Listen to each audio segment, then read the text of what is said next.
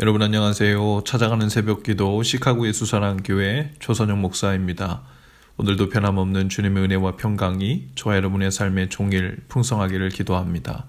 오늘 말씀은 레위기 21장 1절에서 9절까지 말씀입니다. 제가 읽어드리죠. 여호와께서 모세에게 이르시되 아론의 자손 제사장들에게 말하여 이르라. 그의 백성 중에서 죽은 자를 만짐으로 말미암아 스스로를 더럽히지 말려니와 그의 살붙인 그의 어머니나 그의 아버지나 그의 아들이나 그의 딸이나 그의 형제나 출가하지 아니한 처녀인 그의 자매로 말미암아서는 몸을 더럽힐 수 있느니라. 제사장은 그의 백성의 어른인즉 자신을 더럽혀 속되게 하지 말지니라. 제사장들은 머리털을 깎아 대머리 같게 하지 말며 자기의 수염 양쪽을 깎지 말며 살을 베지 말고 그들의 하나님께 대하여 거룩하고 그들의 하나님의 이름을 욕되게 하지 말 것이며 그들은 여호와의 화제 곧 그들의 하나님의 음식을 드리는 자인즉 거룩할 것이라. 그들은 부정한 창녀나 이혼당한 여인을 취하지 말지니 이는 그가 여호와 하나님께 거룩함이니라. 너는 그를 거룩히 여기라. 그는 내 하나님의 음식을 드림이니라. 너는 그를 거룩히 여기라. 너희를 거룩하게 하는 나 여호와는 거룩함이니라. 어떤 제사장의 딸이든지 행음하여 자신을 속되게 하면 그의 아버지를 속되게 함이니 그를 불살을지니라. 아멘. 레위기 21장은 제사장들에게 주신 규례들입니다. 제사장들은 모든 거룩함을 유지해야 하는 의무가 있었지요. 하나님께 거룩한 제사를 드리는 사람과 같기 때문입니다.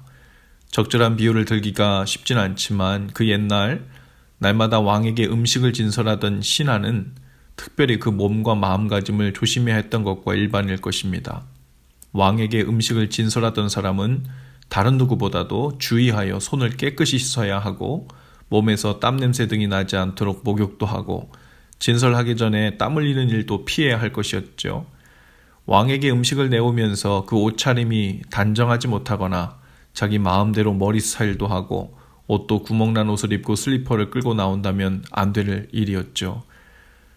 그러나 하나님은 영이신 하나님이십니다. 인간적인 왕 앞에 나올 때에는 보이는 부분만 단정히 하면 될지 모르지만 영이신 하나님 앞에서는 보이지 않는 부분 또한 조심히 하고 단정히 행하며 모든 방법으로 거룩함을 유지해야 하고 보여야 했죠.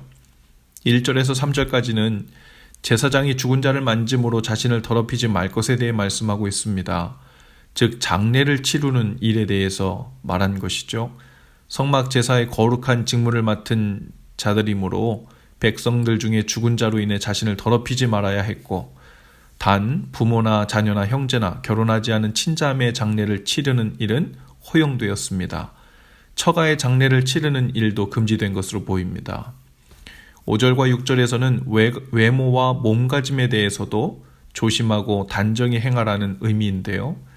당시에 머리털을 대머리같이 깎는다든지 수염 양편을 깎는다든지 살을 베는 일 등은 각 사람의 개성을 따라 한 것이 아니라 이방인들의 풍습을 따라하지 말 것을 명하신 것이죠.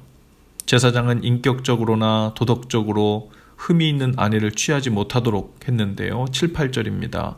당시에 기생이나 창녀 같은 부정한 여인 혹은 이혼한 여인과도 재혼을 하지 못하도록 하는 등 세상 사람들의 도덕적 기준에서도 아주 높은 수준을 유지하도록 했죠. 마지막으로 9절에 보면 제사장의 딸들도 만일 음란히 행하여 스스로 죄를 더럽히면 죄로 더럽혀지면 아버지를 욕되게 하는 것이니 화형을 시키도록 했다 했어요. 아무리 그래도 그건 너무한 건 아닌가 싶을 수 있습니다. 자녀들의 입장에서 보면 제사장의 자녀로 태어난 것도 자기 의지로 된 것이 아닌데 아버지는 아버지고 나는 나지 이렇게 볼 수 있잖아요. 마치 제사장인 아버지 체면을 차려주기 위해 자녀들을 화형이라는 엄청난 희생을 감수하게 하는 것처럼 보이기 때문입니다. 그런데 실은 하나님께서 제사장의 자녀들을 엄하게 다루라고 한 것이었다기보다는 오히려 그렇게 무서운 형벌을 통한 경고를 통해 제사장인 아버지가 사랑하는 자녀들과 가족들을 잃을까 두려워하는 마음으로 자녀들을 그냥 방치하지 않고 교훈과 훈계로 그들을 바른 신앙 안에 자랄 수 있도록 하라는 강한 메시지로 받을 수 있을 것입니다. 일례로 사무엘상 2장에 보면 엘리 제사장의 두 아들 홈니와 비느하스의 안타까운 이야기가 소개되고 있죠. 엘리는 하나님 앞에서 제사장 직분을 잘 수행했는지는 모르나 그 두 아들이 죄를 가까이 하게 할 때 교훈과 훈계로 가르치지 않고 방치했습니다. 그 결과 두 아들은 하나님께 드리는 제물에 먼저 손을 대고 회막문에서 수종드는 여인들과 동침하는 등 하나님을 두려워할 줄 모르는 자들로 길러졌죠. 결국 그들의 죄가 만연해지자 그 둘은 그 죄로 인하여 죽임을 당하게 됩니다. 그들이 엘리 제사장의 체면을 위해 죽임을 당한 것이 아니라 그들의 스스로의 죄 때문에 죽은 것이죠. 엘리 제사장이 자신의 몸과 마음을 단정히 행하는 한편 가족들의 행위와 믿음도 잘 지도하고 가르쳐야 하는 것을 소홀히 했던 결과였습니다. 오늘 우리는 모두 왕같은 제사장이라고 했어요. 지금은 성직자와 비성직자가 따로 있는 것이 아니죠. 신학을 공부했는가 아닌가로 나뉘는 것도 아니고 목사 안수를 받았는가 아닌가 하는 것도 기준이 아니죠. 목회자와 평신도라는 단어의 사용은 그런 의미에서 오해 여지가 있기 때문에 기능상 대체할 수 있는 단어가 있다면 달리 표현하는 것이 좋을 것입니다. 저는 종종 새가족 환영의 자리에서 새가족들 앞에서 자기소개를 할 때 이렇게 소개합니다. 저는 시카고 예수사랑 교회에서 목사 역할을 맡고 있는 조선영입니다. 농담이 아니라 실제로 우리 모두는 하나님의 성직을 여러 다양한 방법으로 맡은 자들이죠. 거룩한 하나님의 사역을 하고 있기 때문에 작든 크든 사역자들이고 또한 내부적인 의미로는 모두가 성도라는 직분 전도자이고 복음의 증인이라는 성직을 부여받아 수행하고 있는 성직자입니다. 그런 의미에서 성경은 우리 모두를 왕같은 제사장이라고 했습니다. 왕같은 제사장이란 그 말은 듣기는 좋지만 그것은 어떤 권리 주장에 사용하는 말이 되어서는 안 되겠죠. 제사장과 같은 우리 자신을 돌아보아 거룩함을 유지하고 하나님은 물론 사람들 앞에서도 말을 조심하고 행동을 조심하고 이기적으로 살지 않고 하나님이 세우신 성직자로 살아야 하는 사람들임을 강조하는 뜻입니다. 오늘 우리의 말에서 또 행실에서 하나님 곁에서 음식을 진상하는 사람처럼 단정해야 할 것입니다. 오늘 우리는 몸가짐에서도 하나님 앞에서 행하듯 거룩히 행해야 하죠. 겉으로 드러나는 것뿐 아니라 보이지 않는 마음과 생각 또한 성령님 앞에서 조심하고 회개로 깨끗이 씻어내기를 거듭해야 합니다. 나 자신뿐만 아니라 가족들을 위해 기도하고 그들의 영적인 상태와 신앙생활이 하나님 앞에 바로 설 수 있도록 돌아보고 때로는 용서와 위로로 때로는 교훈과 훈계로 가르쳐야 하지요. 오늘도 우리는 왕같은 제사장으로 하루를 시작합니다.